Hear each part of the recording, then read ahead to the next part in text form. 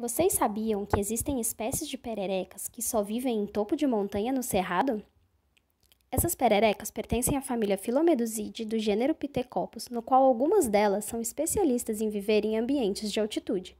As espécies alvos deste trabalho são as pererecas Pithecopus oreades e Pithecopus aiai. Esses ambientes de altitude são chamados de campo rupestre, e as principais características desta fitofisionomia são as formações de drenagens responsáveis pelo escoamento da água da chuva das porções mais altas até as partes baixas. Meu nome é Ana Cecília, sou pesquisadora e aluna de doutorado do Programa de Pós-Graduação em Zoologia na Universidade Federal de Minas Gerais e vou apresentar para vocês quem são as carismáticas pererecas macaco e como elas dominaram os ambientes rupestres de altitude. Pithecopus aiai e Pithecopus oreades são consideradas espécies crípticas, ou seja, elas são tão parecidas que podem ser facilmente confundidas uma com a outra. E para diferenciá-las, é preciso utilizar outras ferramentas, como, por exemplo, a molecular. Porém, elas são inconfundíveis quando comparadas com outros anuros de altitude. Elas são caracterizadas principalmente pelo padrão reticulado preto e laranja na lateral do corpo, dedo oponível da mão e dedo 1 do pé maior que o dedo 2. Elas são endêmicas do Cerrado e têm seu ciclo de vida essencialmente associado a córregos temporários de fundo rochoso, utilizando as folhas de arbustos para a deposição dos ovos e os poços para desenvolvimento dos girinos. Atualmente, a distribuição dessas duas pererecas tem um padrão muito interessante.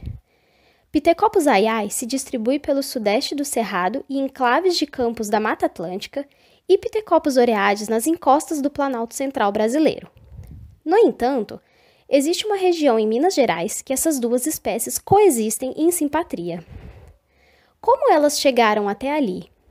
Como elas se divergiram? E na região simpátrica, será que existe fluxo gênico?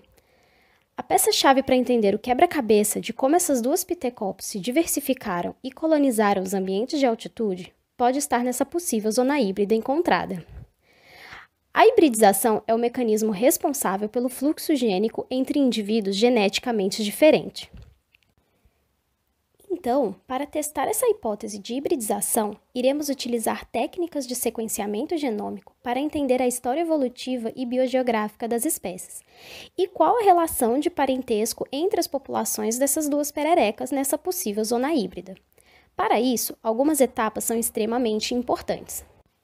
A primeira são expedições de campo, onde é feita a coleta de tecido dos indivíduos.